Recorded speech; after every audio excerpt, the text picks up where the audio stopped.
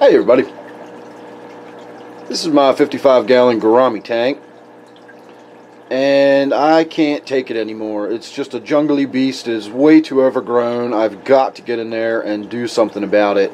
So I thought about maybe just trimming the plants up a little bit.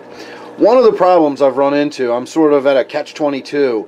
I want to start working on my red-clawed crab tank, and the current crab tank I have is sort of sitting in the middle of the floor, and it's kind of in the way of everything. So my goal is to get that out of the way, and then I'll have plenty of room in front of this tank to work on it. Well, in order to start working on the crab tank, I want to pull some of the Java fern out of this tank. So I kind of have to start working on this tank before I start working on that tank. Or maybe I could just pull some fern out and leave it kind of half ripped out. So I've kind of been, on the fence, not really. And tonight I just decided tonight's the night. We're going to get in there, we're going to do it. I'm not exactly sure what I want to do just yet. This might be the cold medication talking, so you never know what this is going to be on the other end of it. But the main goal that we're going to get in there to do today is pull a lot of this Java fern out of the middle. That is all grown down into the rocks, and I know it's hard to tell underneath of all that darkness, but there's a lot of rocks in there, small rocks stacked amongst larger flat rocks. That creates a lot of really small cave areas, which is great because I've got the loaches and everything in there, and that's fine. I'm still going to need some of that, but I don't need that much of it, and I certainly don't need all of that vegetation in here anymore. The tiger lotus is going to stay. I'm going to trim it back just so it's not so, overwhelming. It's not grown up to the surface and everything. Of course, at this end of the tank, I have a large piece of wood that has Java fern growing all over it. That's going to get left alone. And I have a large piece of wood at this end of the tank that's sitting up on top of the rocks that also has Java fern growing all over it. That likewise will get left alone. Now, by left alone, I mean left in the tank. If it's going to stay in this position, I don't know. The one at the other end of the tank is, because that's kind of down in the substrate, and I'm pretty sure that red-tail loach that I have in this tank lives under that. So that's going to get left alone, but this piece of wood might get moved into a different position, maybe even a different location. I'm not entirely sure. But the real main goal is going to be to thin out these plants here in the middle especially, and to open up the rocks down at the bottom and really make some more wide open cave structure, because that's where I'm starting to run into some problems. I've got some larger fish in here that don't really have the room on the bottom to get into the caves that they need to get into, my Striped Raphael in particular. Now, I've also got a couple of clown loaches in this tank that are laying low at the moment. And one of them is getting really big. So at least that one, maybe both, but at least that one is going to come out. And we are going to put that in my 125-gallon tank. I unfortunately just had to euthanize my snakeskin gourami this morning. And so we've got room for a new addition in that tank. And I was kind of waiting to see how that panned out as well before I got started on this tank. So now that I got room over there, I'm going to do that. And I've also not mentioned to anybody, but I also plan while I'm in here, if I can catch him, I'm going to get that little South American bumblebee out of here, and he's going to go over in the gudgeon tank, because I don't think he'll bother anybody over there, and if we never see him again, it'll be no different than if he was in this tank and we never saw him again. Either way, he's just going to vanish underneath a rock in some tank somewhere. So those are my main plans. We'll see how it turns out. Like I say, I'm just kind of jumping into this without any real plan in mind other than that vague outline I've just given you. So give me a few minutes. We're going to call this your before.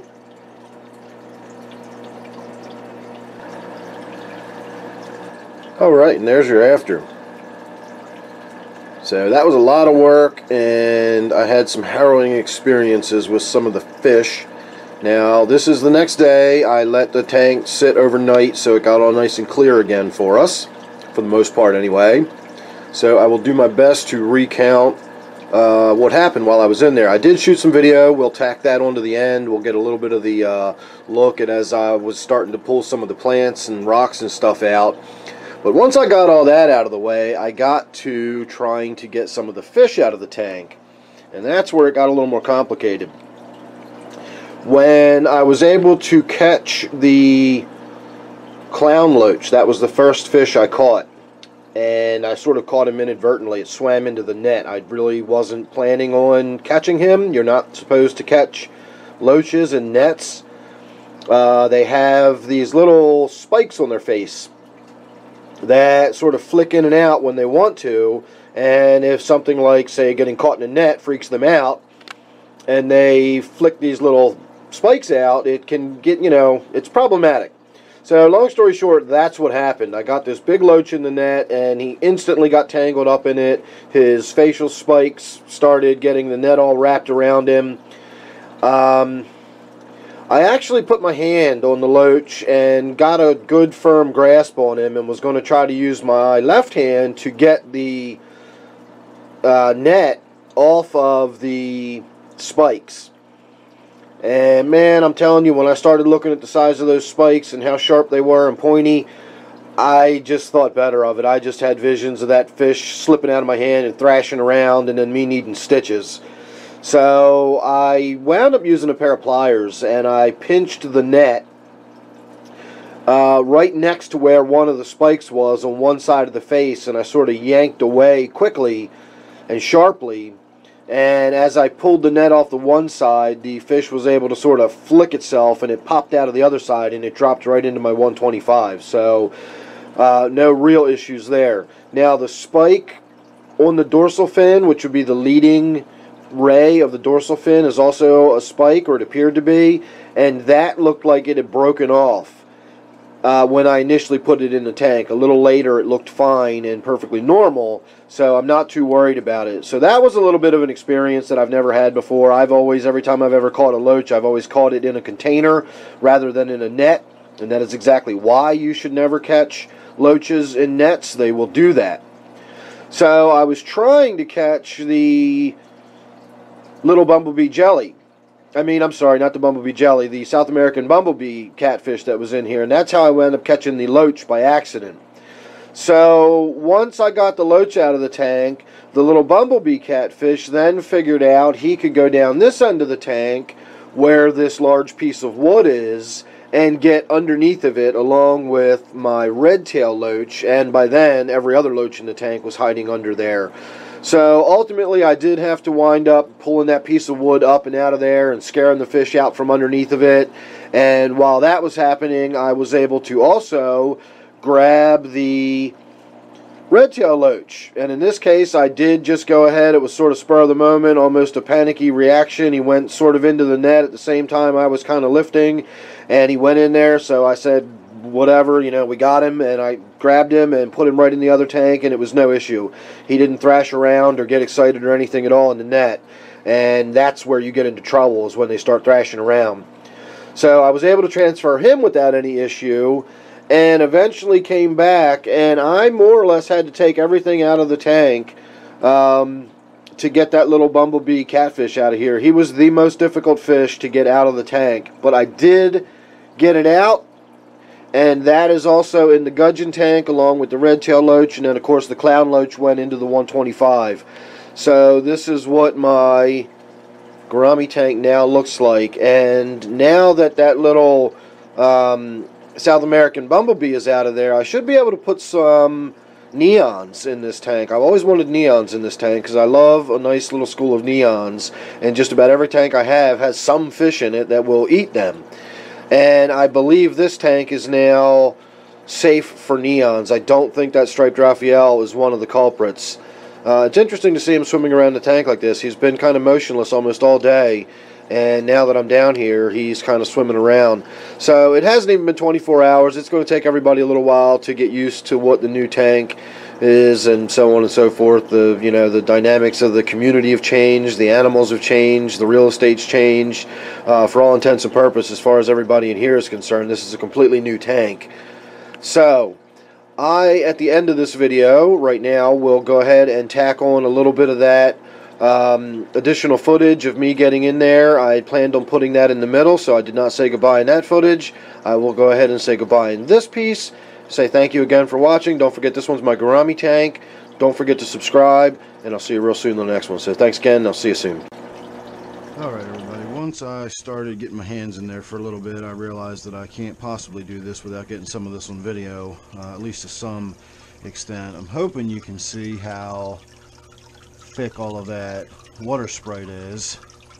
I will be doing a video here in the very near future about the difference between water Sprite and water Wisteria, but not tonight.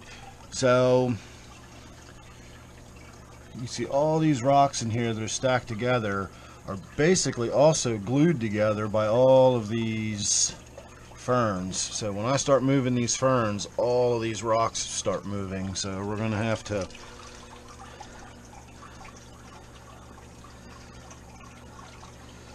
see, you can see a little more about what I'm talking about now. I guess we'll try moving some of the bigger rocks off the top first.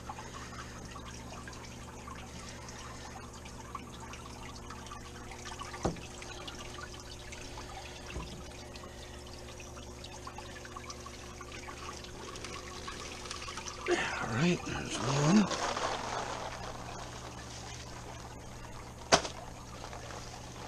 That's there's a hefty chunk of fern there.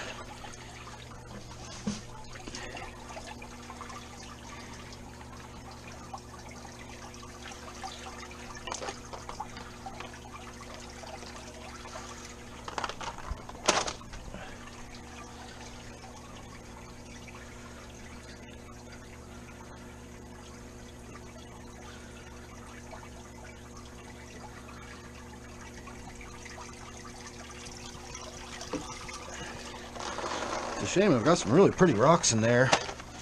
You just can't ever see them. I hope I'm not losing any fish in these piles in here.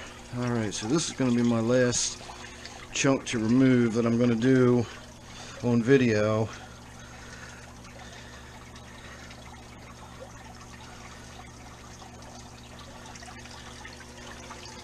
See, I really do have some beautiful rocks in there. You just can't see them anymore.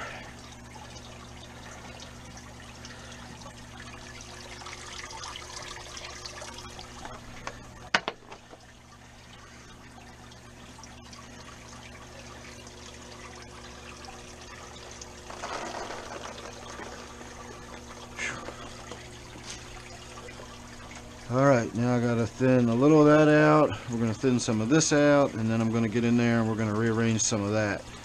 So sit tight and I'll see you for the rest of it.